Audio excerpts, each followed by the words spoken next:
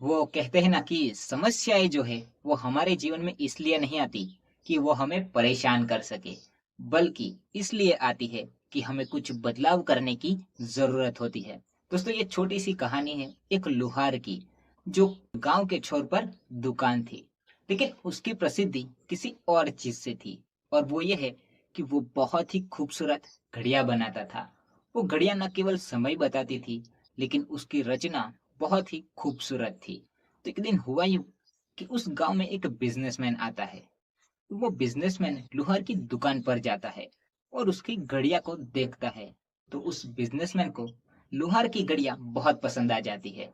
इसकी वजह से वो एक सबसे महंगी घड़ी खरीद लेता है और जाते वक्त उस लोहार से कहता है कि तुम्हारी घड़ियां बनाने की कला अद्भुत है, लेकिन ये गांव के लिए बहुत कम है। तुम्हें शहर में जाकर अपनी प्रतिभा दिखानी चाहिए। उस लुहार को लगा कि बिजनेसमैन एकदम सही कह रहा है, लेकिन शहर जाने की मुझ में हिम्मत नहीं है और मैं इस गांव के लोगों के साथ बहुत खुश हूँ, जिसकी वजह से वो शहर नहीं जाता है।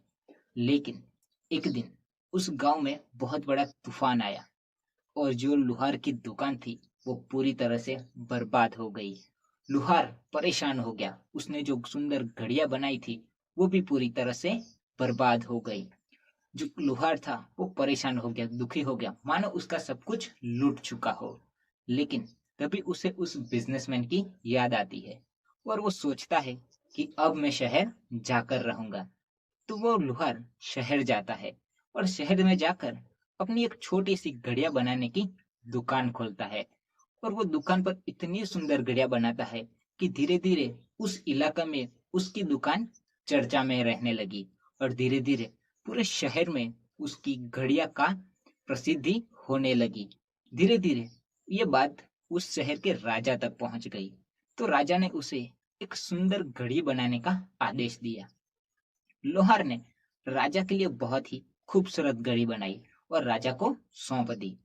राजा को घड़ी देखकर बहुत ही आनंद आया। इसकी वजह से लुहार ने राजा ने लुहार को अपने महल में रहने के लिए जगह भी दे दी। दोस्तों, ये छोटी सी कहानी, ये लुहार की कहानी हमें ये सिखाती है कि परिस्थिति या कोई भी समस्या हमारी सफलता में रुकावट नहीं बननी चाहिए। हमें अपने इस सपनों को पूरा करने का प्रयास करते रहना चाहिए। और समस्याएं हमारे जीवन में इसलिए नहीं आती कि हमें वो परेशान कर सके, बल्कि इसलिए आती है कि हमें कुछ बदलाव करने की जरूरत होती है। तो दोस्तों, आई होप कि इस छोटी सी कहानी से आपको कुछ तो वैल्यू मिली होगी। तो मिलते हैं अगली कहानी में, तब तक के लिए till the time take care.